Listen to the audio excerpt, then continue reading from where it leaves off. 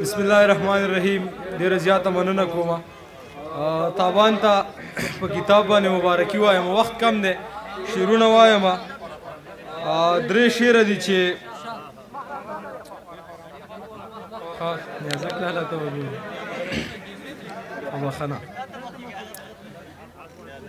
د زړه خبره مې اکثر داسې په زړه پاتې شي لکه سړی چې روژه نیسي او اوده پاتې شي. د زړه خبره مې اکثر داسې په زړه پاتې شي لکه سړی چې روژه نیسي او اوده پاتې شي. او شعر دی پکې چې تا نه صادر محفل کې پاتې شو او زړه دې وخوړ. تا نه صادر محفل کې پاتې شو او زړه دې وخوړ. داسې محفل کې ما نه کله کله زړه پاتې شي. ستا نه صادر محفل کې پاتې شو او زړه دې وخوړ. داسې محفل کې ما نه کله کله زړه پاتې شي. مننه. او شعر دی، توجه غواړم چې د ټولو وروستو ماته هم روژه په دغې غرض، د ټولو وروستو ماته هم روژه په دغې غرض که په ګیلاس کې ستا د خولې جوټه اوبه پاتې شي. د ټولو وروستو ماته هم روژه په دغې غرض که په ګیلاس کې ستا د خولې جوټه اوبه پاتې شي. دغه غزل شاکر صاحب توجه غواړم ستاسو.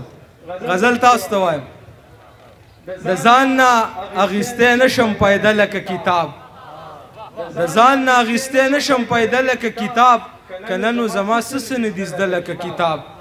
د ځان نه اخیستی نشم پیدا لکه کتاب، که نه نو زما څه څه نه دي زده لکه کتاب. په کار د یو سړي هم د راتلو نه د باچا، خبره که دې ډېره کړه اوږده لکه کتاب.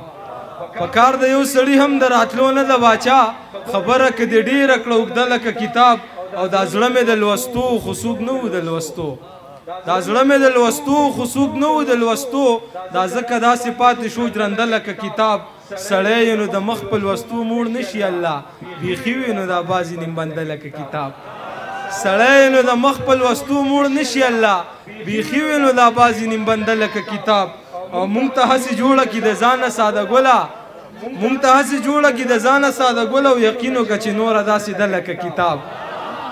او شعر دی چې زما نه پس ستا رهنمایي کوي جهانه، زما هره خبره داسې ږده لکه کتاب. دوه شعره درې وایم. با اجازه غواړم چې ګلاب هم رنګ را باندې ولګېده، داسې یو رنګ را باندې ولګېده.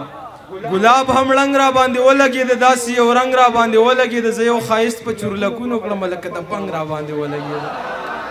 زه یو ښایست په چورلکونو کړم لکه د بنګ را باندې ولګېده. او د رباب ټنګ را باندې نه لګېدو، د بنګلو شلنګ را باندې ولګېده. د رباب ټنګ را باندې نه لګېدو، د بنګلو شلنګ را باندې ولګېده. د تورو جنګ نه چې غازي راغلم، د سترګو جنګ را باندې ولګېده. د تورو جنګ نه چې غازي راغلم، د سترګو جنګ را باندې ولګېدو. د غاښ خوسه چې د زړه درد مې ښه شو، بوی د لونګ را باندې ولګېده. د غاښ خوسه چې د زړه درد مې ښه شو، بوی د لونګ را باندې ولګېدو. جهان اوس خو به راځم لالیا، ارمان رشي ارمان اوس خو به راځم لالیا، چې ستا قلنګ را باندې ولګېده. ډېره مهرباني، شکریه.